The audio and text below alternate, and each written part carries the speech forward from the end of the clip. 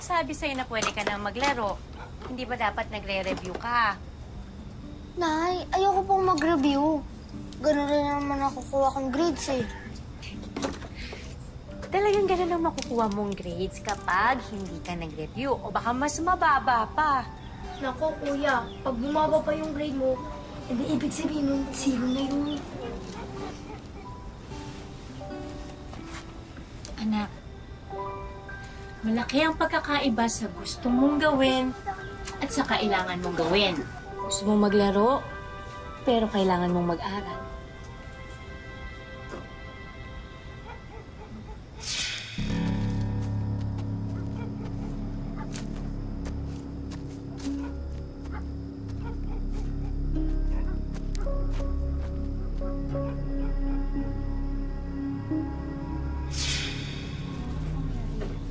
O anak, halika na mga anak, kain na tayo.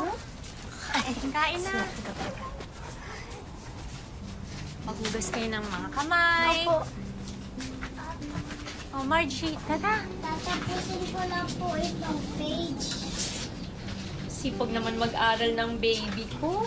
O sige, tapusin mo na yung page, pero pagkakuha ko ng kanin, dapat tapos ka na rin, ha?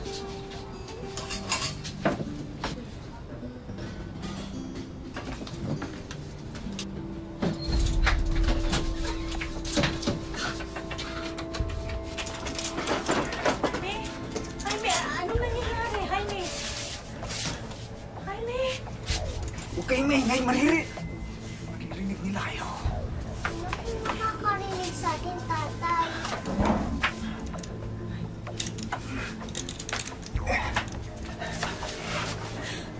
Kasi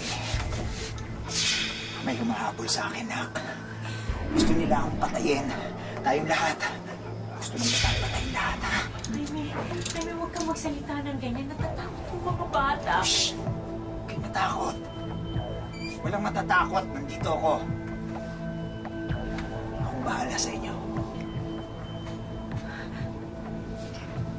Jaime, pwede na bang kumain yung mga bata?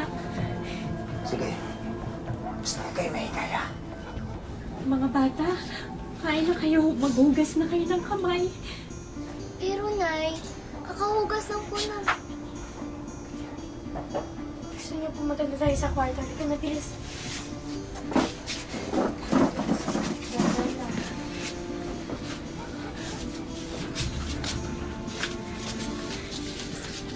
Jaime, si Margie, kakain na siya, Jaime.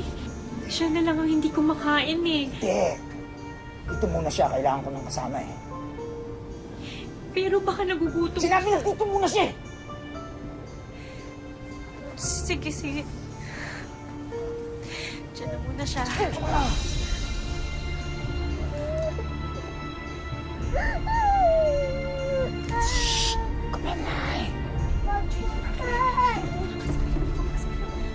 Yan.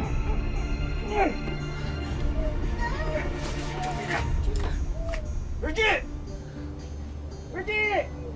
Ano ba ginagawa niyo dyan? Wala. Wala. Sino yun? Sandali lang. Virgie! Ami! Junior! Pinalapit! Virgie? Virgie?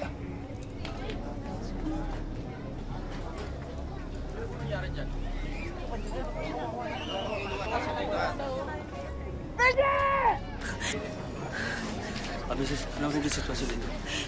Sir, nakikiusap ako sa inyo. Tulungan niyo po ang asawa at anak ko sa loob. Kayo po ba ang pamilya na suspect? Opo, opo. Umuwi siyang balisa kanina. May umahabol daw sa kanya. May gustong pumatay sa kanya. Nasubukan na ba siyang kausapin para kumbinsing sumuko? Sir, papatay tayo yung bata pag may nagtangkang pumasok. Hindi ho kami makalapit sa pinto eh. Kailangan may makipag-usap sa kanya para makakalapit tayo. Makapwesto para maago yung bata. Ako ang kakausap sa kanya. Makikipag-usap siya sa akin. Jaime! Jaime! Si Virgie ito, Jaime! Virgie! Virgie! Bakit mo ako iniwan? Bakit tumakas kayo ng mga anak natin? Jaime, papasok ako. Mag-isa lang ako, wala akong kasama. Mag-usap tayo. Sige, pero ikaw lang, ha? Ikaw lang! Oo.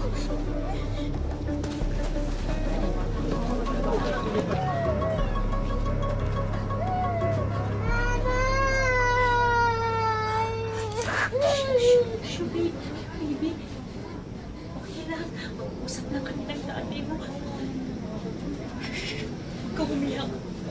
Okay lang. Hindi okay! Hindi okay!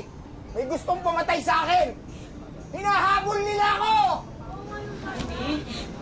Jaime, sino ang gusto ko sa'yo, Jaime? Sino? Sabihin mo. Basta! Basta meron! Meron! Jaime! Jaime! Jaime! Jaime! Jaime, wag! Jaime! Mabuti ka naman. Ama dati. Mabuti kang asawa. Pero may problema ka na. May bisyo ka. At nahihirapan ako makita na ganyan ka. Kaya nakikiusap ako sa'yo. Ibigay mo na ang anak natin sa akin. Parang amo mo na ibigay mo sa akin si Margie. Please. Parang amo mo na.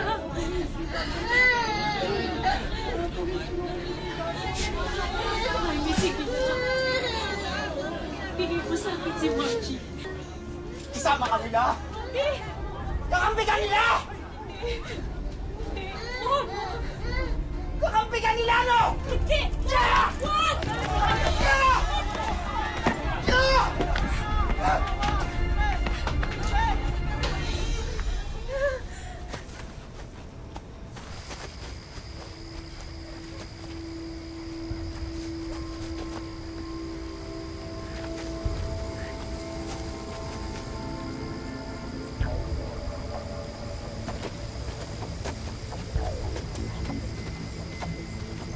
Tay? Tay, sana po sumuko na po kayo.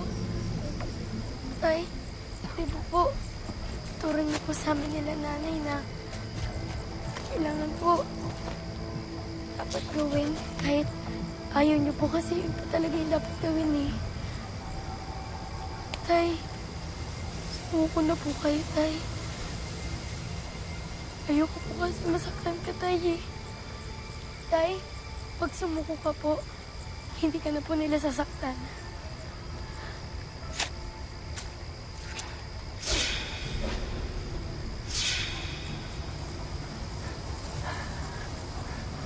Anak, hindi ko naman ito gustong gawin. Hindi ko rin alam kung anong nangyayari sa akin. Ay!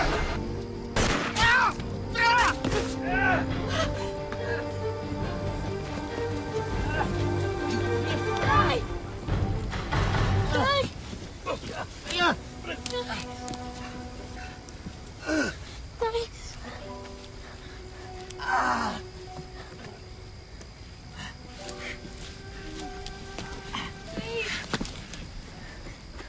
Tay!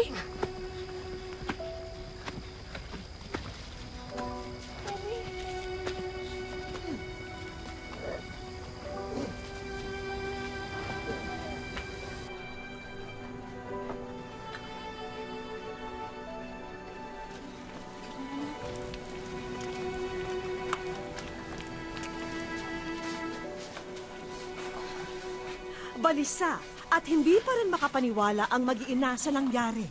Paano na sila ngayong wala na ang haligi ng kanilang tahanan? Ano? Bakit? Si tatay po kasi na eh. Bakit niya po ba ginawa yun? Hindi ko rin alam, anak. Ang alam ko lang, nakakulong na siya ngayon. Pero tayo, kailangan nating mabuhay. Mas gusto natin na magpahinga. Kung pwede lang na humiga at kalimutan na lang ang lahat ng nangyari. Pero hindi. Hindi pwede. Iba po ang gusto natin sa kailangan natin, Nay. Anak, kailangan nating bumangon. Kailangan nating magsikap. Magtulungan. Dahil wala na ang tatay ninyo. Wala na magtatrabaho para sa atin. Kaya tayo ang magtutulungan. Ano ba sa tingin ninyo? Kaya ba natin?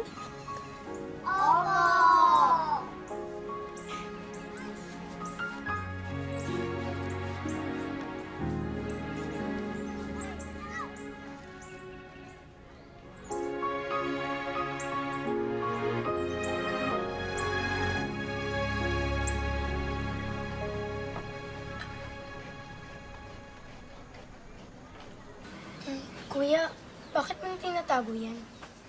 Huminto na tayo sa pag-aaral, di ba? Hindi na tayo kayang pag-aralin ni nanay. Pwede pa naman natin basahin yan, ah. Bakit pa? Hindi na kailangan. Kuya, siya nga pala. Nagsabi na ako kay Aling Menang yung nagbabanana queue dun sa kanto. Sabi ko sa kanya, maghahango ako ng mga banana queue, tapos maglalako ako. Ano? Maglalak ka ng banana queue? Oo. Paano mong babayaran yun? Yung sabi niya kasi, wala daw munang bayaran. Magbabayad na lang daw ako pag nakabenta na ako. Ako rin. Nagsabi na ako sa mga kapitbahay natin, ako mag-iigib sa poso para sa kanila. Talaga? Oo. 5 piso kada timba. Nung andito pa si tatay. Pwede ba? Huwag mo na munang isipin si tatay. Pag narinig ka ni nanay, ako, malulungkot na naman yun. Ano na? Kumusta na ang mga anak ko? Nay! Nay! Ano po, Nay? May maganda akong balita. Ano po yun? Napasok na akong tindera dun sa restaurant na inaplayan ko. Talaga po, Nay? Oo. Yay! Makakaraos din tayo, mga anak. Makakaraos din tayo.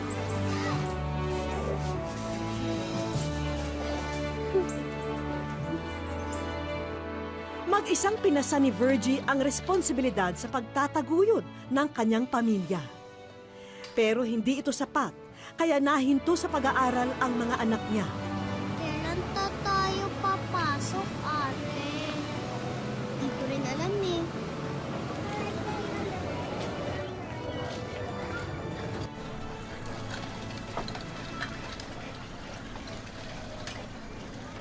Alam ng mga bata ang sakripisyo ng kanilang ina at sila na rin mismo ang gumawa ng paraan para makatulong sa magulang.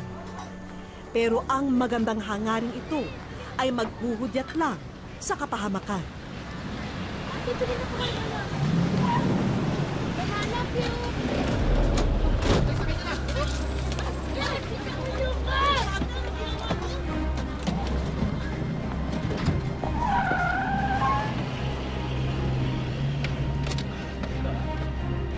Okay, diretso lang.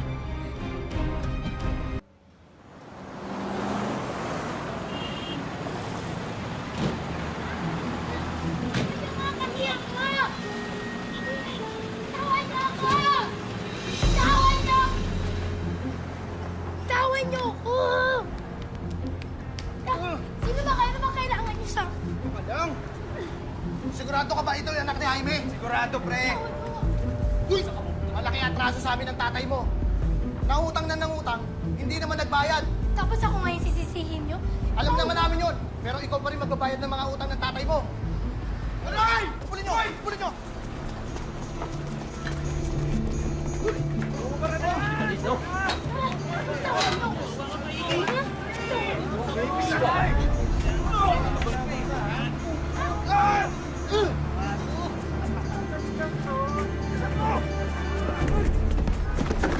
Yan, manang-mana ka sa tatay mo, kasaway. Hindi na ako may kilos, oh. Mukhang patay na ata. Ano napuruhan ah? Oo nga. Wala.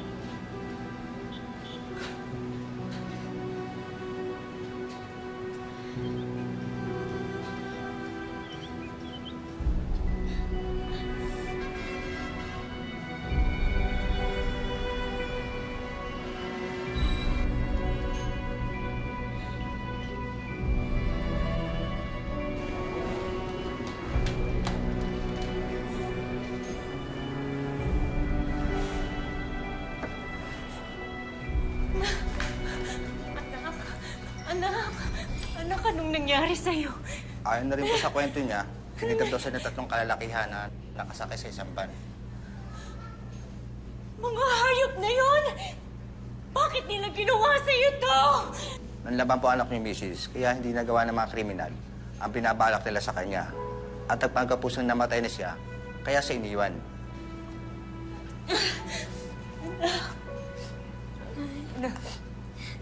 Nay, huwag ka na pumiyak. Okay naman po ako eh.